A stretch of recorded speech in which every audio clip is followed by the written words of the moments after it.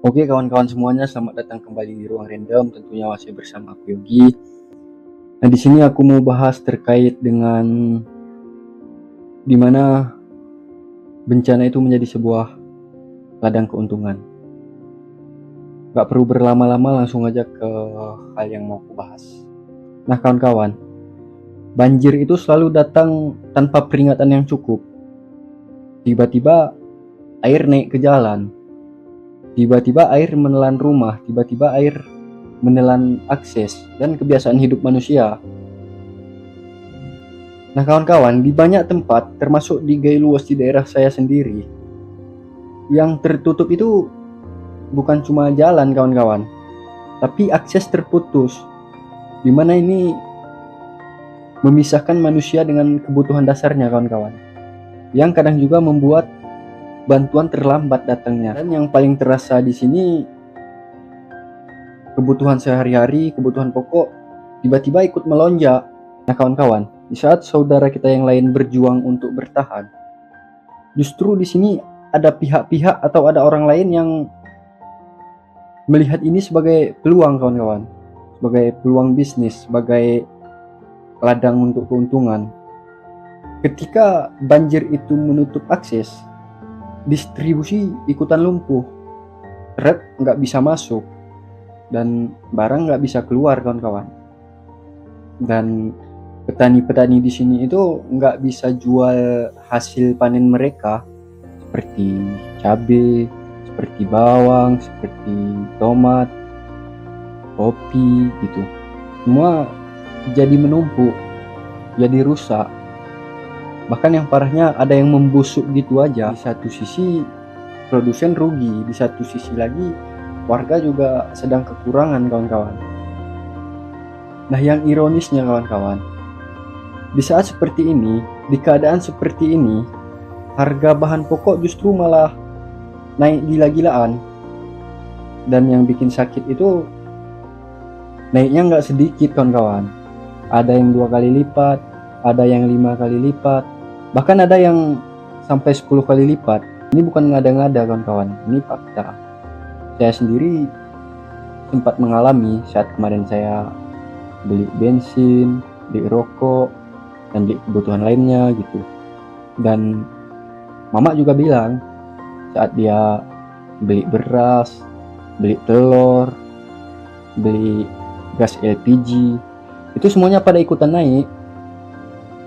Ya parahnya itu tadi, naiknya nggak 2 kali lipat, nggak 5 kali lipat.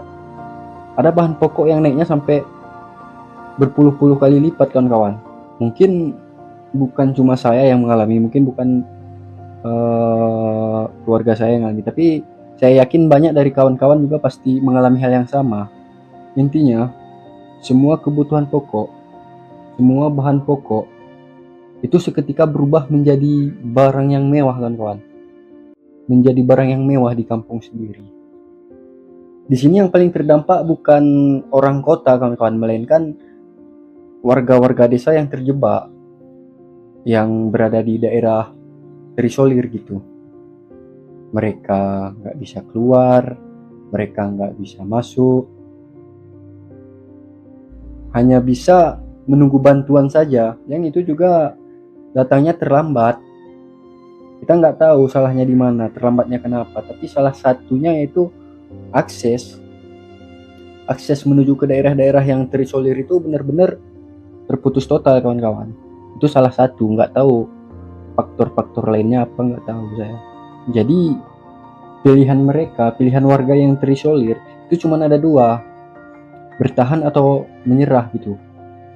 Bahkan ada di salah satu daerah, di daerah Linge namanya, itu kemarin sempat ada postingan, mereka menyatakan bahwa mungkin kami sudah nggak kuat lagi, mungkin kami udah nggak perlu makan, cukup kirimkan kami kain kafan saja. Betapa mirisnya kawan-kawan, coba bayangkan.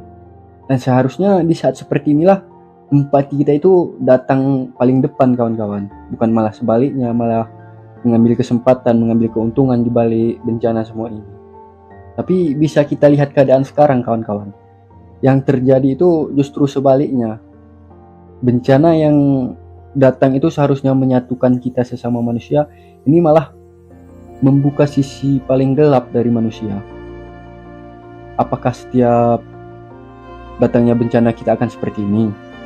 Apakah setiap musibah datang harus diikuti lonjakan harga seperti ini?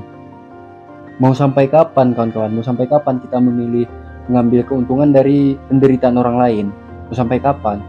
Jadi kawan-kawan, kalau kita terus-terusan seperti ini, setiap bencana kita mengambil keuntungan, setiap musibah kita selalu menaikkan harga-harga, jangan kaget kalau suatu saat musibah itu bisa aja datang ke kita sendiri, menimpa keluarga kita, lingkungan kita. Mohon maaf, ini bukan mendoakan, tapi hukum alamnya emang begitu kawan-kawan. Apa yang kita tabur sekarang, itu nantinya yang akan kita tuai. Apa yang kita perbuat sekarang, nantinya hasil perbuatan kita itu yang akan kembali ke kita. Banjir itu memang menutup jalan kawan-kawan, banyak jalan yang tertutup, tapi cobalah jangan sampai menutup rasa, jangan sampai membunuh empati kita. Karena ketika empati itu mati, yang tersisa itu hanya manusia, manusia tanpa kemanusiaan. Disclaimer dulu kawan-kawan, di sini saya nggak bilang semua pedagang seperti ini, di sini saya nggak bilang semua yang berjualan seperti ini. Banyak juga yang masih menjaga harga, banyak juga yang menjaga stabilitas harga, meskipun mereka sendiri juga sedang kesulitan. Tapi yang paling parah, di saat sebelumnya mereka yang aslinya nggak jualan, aslinya mereka nggak berdagang, tiba-tiba saat bencana datang gini, tiba-tiba muncul tuh banyak pedagang-pedagang baru yang muncul dengan menjual harga yang nggak masuk akal. Ya, seperti itu tadi, 10 kali lipat, 20 kali lipat. Ketika bencana seperti ini datang, itu seharusnya menguji solidaritas kita kawan-kawan, bukan malah membuka keresahan, bukan malah mempersulit keadaan, memperkeruh keadaan. Empati itu bukan soal besar atau kecilnya bantuan kita. Kadang empati itu datang hanya lewat keputusan yang sederhana. Oke kawan-kawan, mungkin videonya cukup sampai di sini. Terima kasih yang sudah mendengar. Semoga kita selalu dalam keadaan sehat walafiat. Semoga keadaannya segera pulih, segera membaik, agar yang terisolir juga cepat terbantu. Semoga yang belum sadar, semoga segera tersadarkan. Semoga kembali menormalkan harga. Mungkin sekian dulu kawan-kawan. Wassalamualaikum warahmatullahi wabarakatuh.